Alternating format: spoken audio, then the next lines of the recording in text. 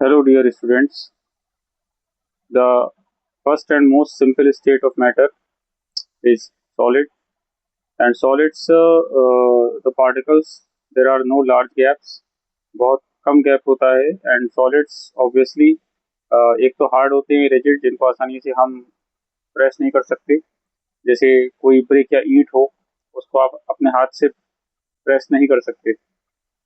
और ये इनकम्प्रेसिबल, यानी कि प्रेशर अप्लाई करके या इस पर फोर्स लगा के हम इसको, इसकी शेप चेंज नहीं कर सकते.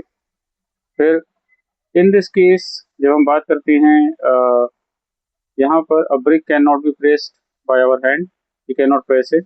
क्योंकि ये देखिए, आप जब कोई किन्हीं दो पार्टिकल सॉलिड्स के लीजिए, तो उन दोनों के बीच में गैप होता है, लेकिन बहुत कम गैप होता है. और फोर्स ऑफ अट्रैक्शन पार्टिकल्स के बीच, फोर्स ऑफ अट्रैक्शन यानी कि इनको बांध कर रखने वाली फोर्स बहुत ज़्यादा स्ट्रांग होती है. इनका वाइब्रेशन, जो वाइब्रेशन होता है, वो बहुत कम होता है. लेकिन जब हम किसी भी सॉलिड को गर्म करते हैं, like a piece of metal, तो अगर हीट का अमाउंट उनके फोर्स ऑफ अट्रैक्शन से ज़्यादा हो जाए, तब क्या होता है, तब ये पार्टिकल्स या constituent particles of a solid एक दूसरे से दूर जाने लगते हैं, और उनका वाइब्रेशन जो है बहुत ज़्यादा तेज़ हो जाता है. तो इस तरह से हम कह सकते हैं कि जब सॉलिड को हीट सप्लाई की जाती है, तो उनकी स्टेट चेंज होने लगती है, वो मेल्ट होते हैं, क्योंकि फोर्स ऑफ अट्रैक्शन जो पार्टिकल्स के बीच का है, वो बहुत कम हो जाता है. तो इसलिए melting is going to happen.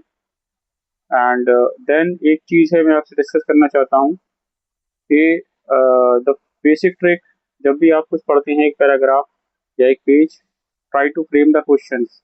Dough not depend entirely on AI. अपना सेंस ऑफ फ्रेमिंग क्वेश्चन भी अपने लेवल पे डेवलप कीजिए. तो try to understand the language of question, frame the question.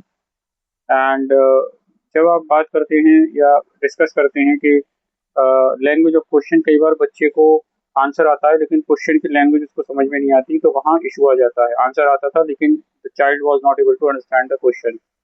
तो read the questions of the exercise at the end of the chapter and try to work on it from your side also. So one by one, I will discuss different states of matter. This is the very simple thing, that interparticle gaps are very less and interparticle force of attraction is very high. That's why solids have a definite shape and size. Majority of the solids. Thank you.